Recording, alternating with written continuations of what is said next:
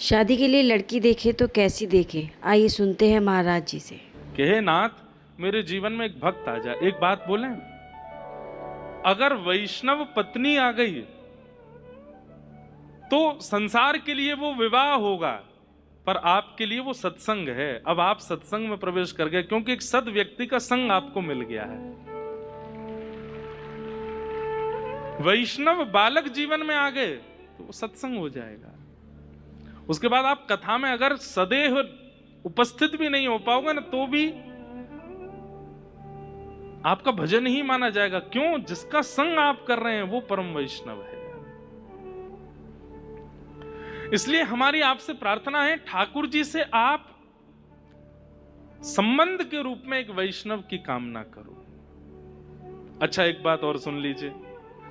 अब हमने इतनी ज्यादा विश्वास आपके चित्त में प्रकट कर दिया और कहीं आप में से किसी का ब्याह हुआ और संबंधी जो आया जीवन में वो वैष्णव नहीं आया, तो आप तो फिर मुझे याद करके गाली दोगे, महाराज जी कह के गए थे, हमने तो इतनी प्रार्थना की फिर भी जी ऐसा आ गया है, अब क्या करें। जरूरी नहीं है, आपने व्यक्ति नहीं मांगा, आपने सत्संग मांगा है। कई बार ऐसा होता है कि विपरीत व्यक्ति ही आकर के जीवन में सत्संग प्रकट करता है। उसके व्यवहार, उसके स्वभाव, उसकी ठोकरों से ही आप भक्ति मार्ग में आते हो। तो जरूरी नहीं है कि अनुकूल ही मिले, आप सत्संग मांगिए। अगर अनुकूल पति के आने से होगा तो अनुकूल दीजिए, प्रतिकूल के आने से हो तो प्रतिकूल दो। हम आपसे दूर ना रहें बस।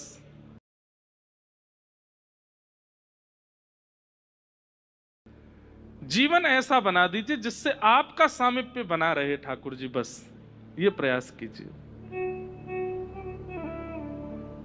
हम आपसे दूर ना हों। गोस्वामी तुलसीदास जी महाराज, जिन्होंने पूरे विश्व को रामचरितमानस प्रदान की, मैं कथा में सुनाया करता हूं। एक बार उनकी प्रयाग में कथा चल रही थी तो एक ब्राह्मण आया और ब्राह्मण आकर के बोला, आप इतने सुंदर हैं, गुणवान हैं, बुद्धिमान हैं, मेरी बेटी से ब्याह कर लीजिए। गोस्वामी तुलसीदास जी बोले, हम नहीं करेंगे। दूसरी कथा हुई तो ब्राह्मण उसमें भी पहुंच गए। अब तो वो ऐसा हो गया कि हर कथा में गोस्वामी जी के पास आ जाए, बोले मेरी बेटी से ब्याह कर लीजिए। गोस्वामी जी ने कहा, अगर महादेव प्रकट होकर के कह देंगे तो करूंगा, क्योंकि भैया अब हमारा जीवन राम जी का हो गया है। हम ऐसे किसी से भी ब्याह नहीं कर सकते, हम उसी से ब्याह करेंगे जो हमारी तरह वह भी राम जी से प्रेम करे और उसके कारण हमारी भक्ति और बढ़े। तो एक दिन महादेव ने प्रकट होकर के कह दिया कि वो जो ब्राह्मण तुम्हारी कथा में आते हैं ना, उनकी कन्या से ब्याह कर लो। तो गोस्वामी जी के चित्त में आया, महादेव मोहर लगा रहे हैं तो निश्चित है कि वो कन्या मेरे चित्त में राम भक्ति प्रकट करेगी, तो मैं ब्याह कर लेता हूं। गोस्वामी जी का ब्याह हुआ, इतनी सुंदर। अब तो गोस्वामी जी उसके संग ही रहते हैं। अब लोग बाग इसमें कई अपने अपने भाव जोड़ते हैं कि वो इतनी सुंदर थी या गोस्वामी जी उससे प्रेम क्यों करते थे। प्रेम महादेव आज्ञा करके गए हैं, उससे ब्याह करो। तो गोस्वामी जी तो इसीलिए प्रेम करते थे कि भाई इसके कारण मुझे राम जी मिलेंगे। लेकिन गोस्वामी जी का ऐसा अथाह प्रेम कि एक दिन पत्नी परेशान हो गई, 5 साल हो गए मायके भी नहीं जाने दिया मुझको। अर्धरात्रि में सोता जान करके गोस्वामी जी को निकल गई अपने घर। गोस्वामी जी के जब नेत्र खुले तो भागे, ढूंढने कहां गए। नदी पार करने लगे, शव के ऊपर चढ़ के सर्प को रस्सी बना करके पहाड़ लांग गए। कितने कांटे लगे हैं, कितने वृक्षों से टकराए हैं, कोई पता नहीं है उसका। जब अपने ससुराल पहुंचे तो वहां देखा कि पत्नी अपने घर में है। तो उसके सामने जाकर के बोले, तुम मुझे छोड़ के क्यों चली आई? पत्नी ने कहा, दुर्गंध क्यों आ रही है आप में से?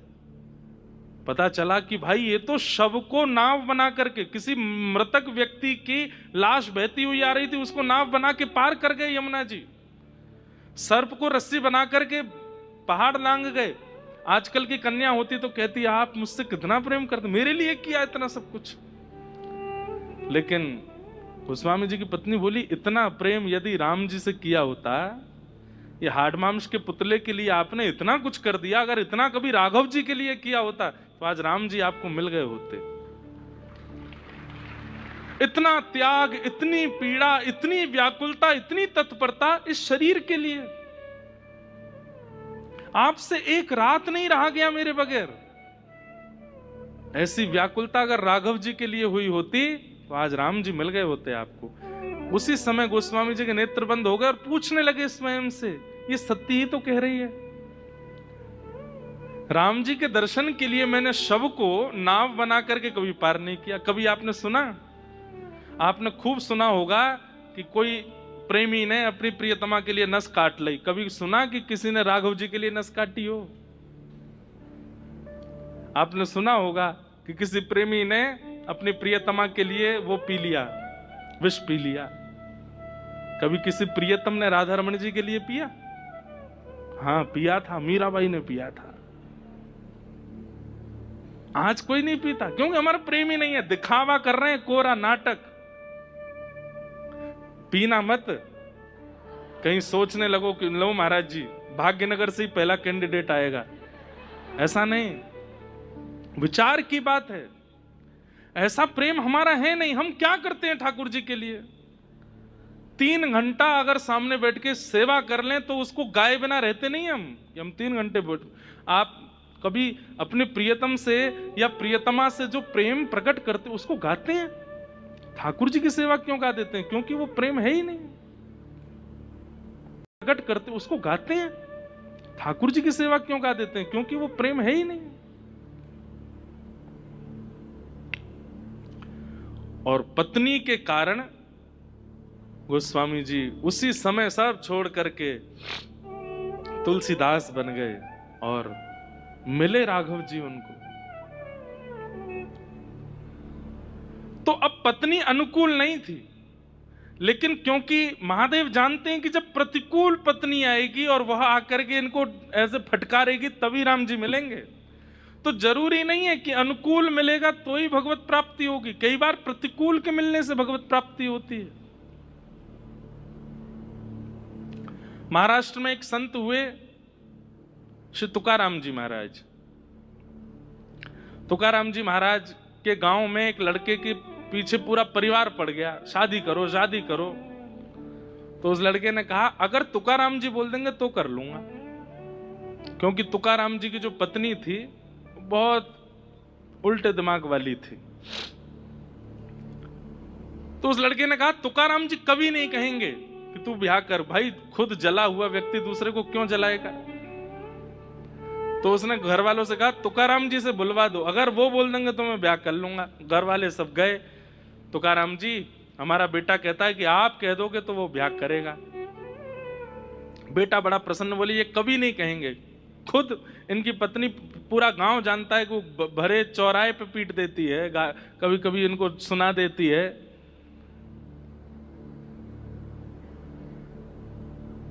तुकाराम जी बोले कहाँ है बेटा? बोले वो खड़ा, इधर आओ।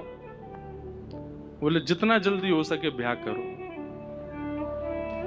उसने कहा महाराज आप कैसे कह सकते हैं? आप खुद इतना जूझ रहे हैं अपने जीवन में, ऐसी विपरीत पत्नी प्राप्त करने के बाद आप दूसरों को, ये तो आप अधर्म कर रहे हैं। कि मतलब कोई व्यक्ति निकल के गया मार्ग से तो उसको चाहिए कि मैंने जो दुविधाएं सहन करी मैं आने वाले यात्रियों को सावधान कर दूं कि भाई आगे का मार्ग खतरे से भरा है। लेकिन कई लोग होते हैं वो दुविधाएं सहन करने के बाद सोचते हैं कि मैंने सहन करी, दूसरों को भी होनी चाहिए। तो दूसरों से क्या कहते, बहुत बढ़िया रास्ता जाओ। और जब वो गिरने लगे पड़ने लगे बोले अब आया मजा, अकेला मैं पीड़ित नहीं हूं, ये भी है। तो बोले आपने तो ऐसा काम किया है कि आप अकेले पीड़ा सहन कर रहे थे, तो आपने विचार किया कि ये भी एक सहन करने वाला हो जाएगा तो अच्छा लगेगा। तुकाराम जी बोले नहीं ऐसा नहीं है। तो फिर क्या है? बोले देखो अनुकूल पत्नी मिल जाए तो तुम विट्ठल भगवान का प्रेम से रोज दर्शन करने जाना, हर महीने जाया करना। और प्रतिकूल पत्नी अगर आ जाए, जैसे मेरी पत्नी है, तो एक गांव में 2 तुकाराम हो जाएंगे। फिर मैं भी तू भी, दोनों एक से हो जाएंगे। अपना उत्तराधिकारी भी तो चुनना है मुझको। इसलिए अनुकूल और प्रतिकूल दोनों स्थितियों को स्वीकार कीजिए। देखिए प्रसाद का एक नियम होता है, पुजारी जी जब हाथ में देते हैं तो हम उसको पा लेते हैं, लेकिन कई बार वो हाथ से गिर जाता है तो भी हम उठा के पा लेते हैं। प्रसाद अपवित्र नहीं होता। ऐसे जीवन में अनुकूल और प्रतिकूल दोनों प्रसाद हैं।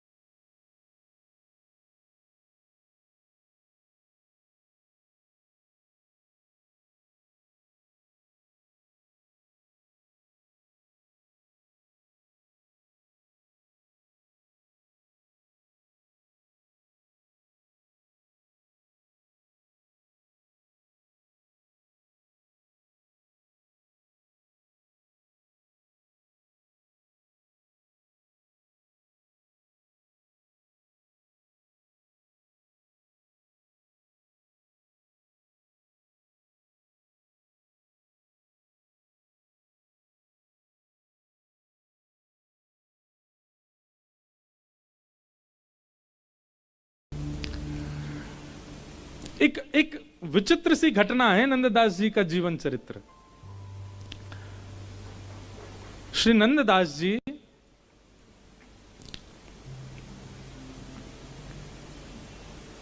तीर्थ यात्रा करते करते वृंदावन आए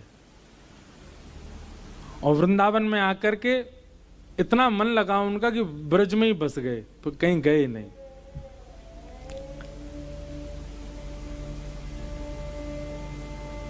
परंतु एक दिन नंददास वृंदावन में भ्रमण कर रहे थे, बहुत अच्छा लग रहा था, यमुना का पुलिन, सघन वन, सब जगह भ्रमण करते करते तभी उन्होंने क्या देखा, एक घर के ऊपर एक परम सुंदरी युवती खड़ी है। उसका मुख देख करके नंददास जी स्तब्ध हो गए, पलक झपकना भूल गए अपनी। देखते रहे उसके चित्त को, उसके स्वरूप को। वो अपना कार्य करके जैसे चली गई तो नंददास व्याकुल से हो गए, कहां है कहां है, ढूंढने लगे, खिड़की से झांकने लगे, द्वार पर ही पहुंच गए। किसी ने आके दरवाजा खोला, बोले बताइए क्या काम? बोले एक युवती छत पर घूम रही थी, मुझे उसको देखना है। वो किसी को भी अटपटा लगे ऐसा कोई कहे तो। उस युवती को भी बहुत अटपटा लगा। वो गोसाई जी की कृपा पात्र थी, श्री विठलनाथ जी की, और ठाकुर जी की सेवा भी करती थी। पर देखो ठाकुर जी कैसे आपको खींच के लाते हैं, कहां से किस स्थिति में ले आते हैं। इसमें भी गुरु कृपा, भगवत कृपा दोनों विद्यमान है।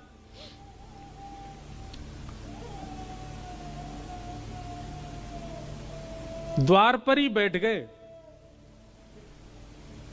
और नंददास स्वयं नहीं जानते कि वो ऐसा क्यों कर रहे हैं, उनको ऐसा क्या दिख रहा है उसके रूप में जिसके लिए वो वहां स्थिर होकर बैठ गए।